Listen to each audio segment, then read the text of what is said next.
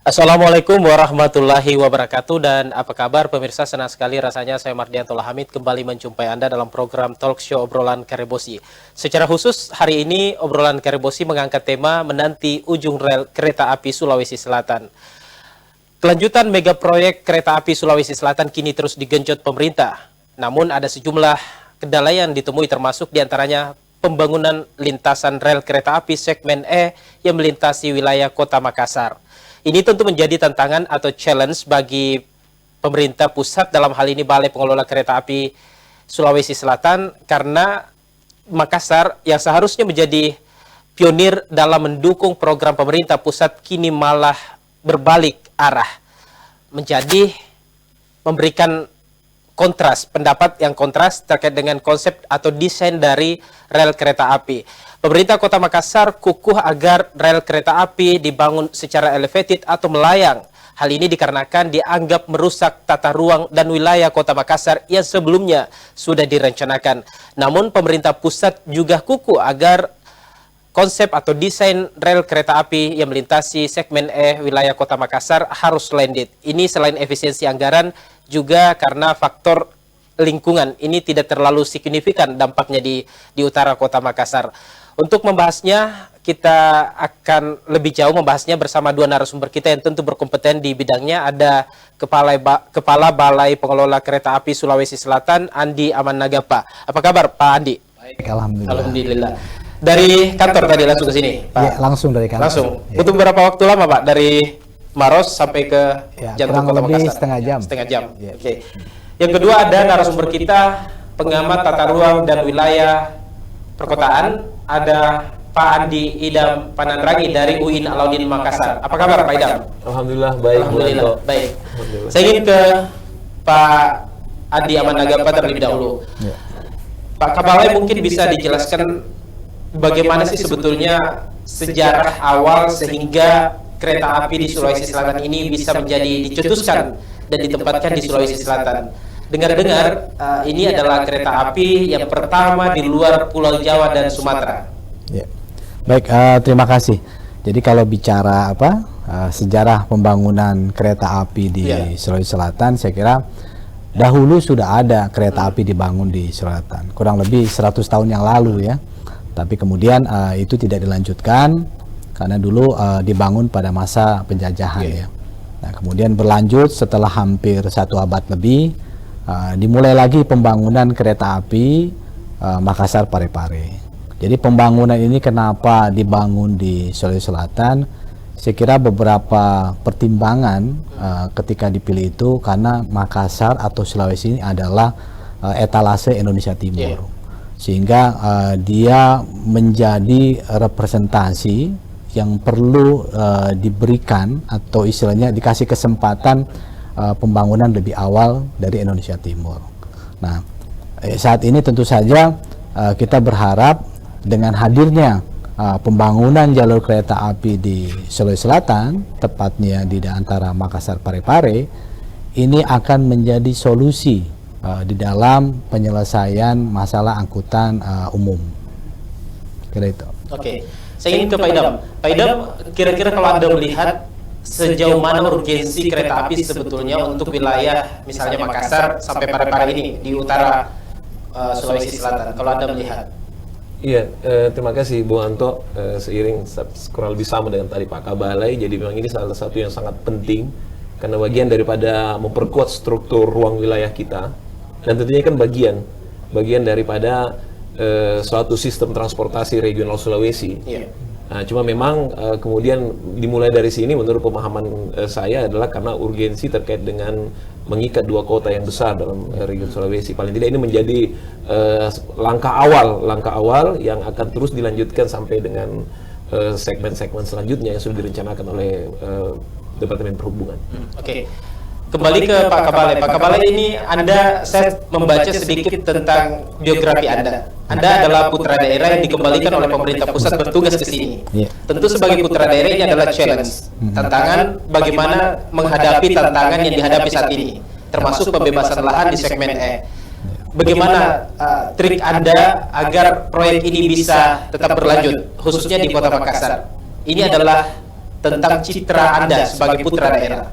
Ya, saya kira ini bukan hanya masalah kepercayaan Pak Menteri Perhubungan terhadap kapabilitas maupun kredibilitas dari putra daerah, tapi ini juga manifestasi daripada keyakinan pimpinan pusat itu bahwa kita bisa menyelesaikan PR yang sudah hampir 7 tahun. Jadi itu adalah bukti konkret perhatian khususnya Bapak Menteri Perhubungan terhadap Sulawesi Selatan. Makanya beliau kemudian kurang lebih mencarilah dari beberapa pejabat di lingkungan Ditjen Kereta Api yang berasal dari Sulawesi Selatan. Sehingga saya melihat ini adalah kesempatan, opportunity buat kita semua. Jadi tidak hanya buat saya secara pribadi, tapi juga untuk masyarakat Sulawesi Selatan.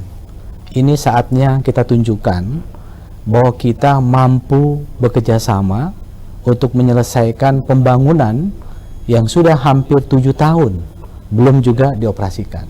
Dan insya Allah nanti di bulan Oktober kita akan soft launch untuk pengoperasian kereta api angkutan penumpang dari Maros menuju Baru kurang lebih sekitar 71 km. Jadi saya pada kesempatan ini memohon doa dan dukungan supaya apa yang sudah direncanakan ini dapat berjalan sesuai dengan target yang sudah kita canangkan. Oke, baik. Pak Idam, ini kita kembali ke judul menanti ujung rel kereta api. Kalau misalnya ada hambatan di Makassar yang menjadi pusat perekonomian di Sulawesi Selatan, hub kawasan timur Indonesia, lantas kalau dananya ditarik oleh pemerintah pusat 1,2 triliun itu nanti relnya akan sampai ke Maros, sampai di Maros saja. Kalau Anda melihat dari perspektif tata ruang, apakah ini cukup mengganggu misalnya kalau dibangun secara landed atau menyentuh tanah? Ya ini kita bicara dulu kalau dia dari Maros sampai tentunya kalau tidak menyentuh Makassar kurang efektif menurut saya. Dia harus menyentuh Makassar karena Makassar intake terbesar untuk bisa pergerakan ke Parepare. Dan sangat disayangkan kalau memang harus seperti itu. Pada prinsipnya bahwa tentunya ada kajian teknis yang sudah dilakukan oleh kementerian, oleh para ahli, dan kalau standarisasi ilmiah, saya yakin itu akan ada titik temunya, Dan saya melihat ini kan adalah pembicaraan bagaimana mensinkronkan antara rencana tata ruang wilayah Sulawesi Selatan dengan rencana tata ruang wilayah Kota Makassar, dan semua itu ada instrumennya. Semua ada jalannya dalam membangun komunikasi selama instrumen itu dipergunakan sebagaimana mestinya. Oke. Tadi pernyataannya Pak Idam, Pak Kabalai bahwa harusnya ada kesepakatan dan juga ada desain awal yang harus disepakati. Sebetulnya bagaimana sih sebetulnya konsep dan desain awal dari kereta api Makassar Parepare ini? Tentu Anda punya datanya itu. Ya.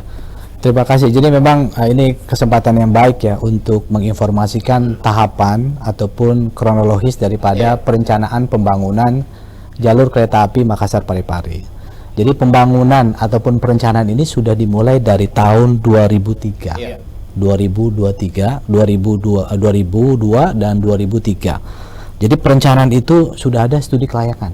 Di tahun itu. Di tahun itu. Itu dilakukan oleh Ditjen Perhubungan Darat. Kemudian sudah dilakukan juga studi penetapan trase pembangunan jalan kereta api lintas Makassar Parepare tahun 2012 oleh Direktorat Jenderal Perkeretaapian.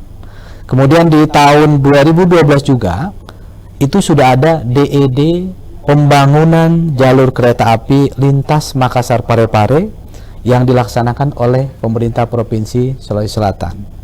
Kemudian di tahun 2013 dilakukan juga studi review master plan jalan kereta api Pulau Sulawesi dilaksanakan oleh Ditjen Kereta Api. Di 2014 dilakukan AMDAL pembangunan jalur kereta api Makassar Parepare oleh Direktorat Jenderal Perkeretaapian. Kemudian dilanjutkan tahun 2015 izin lingkungan oleh pemerintah Provinsi Sulawesi Selatan.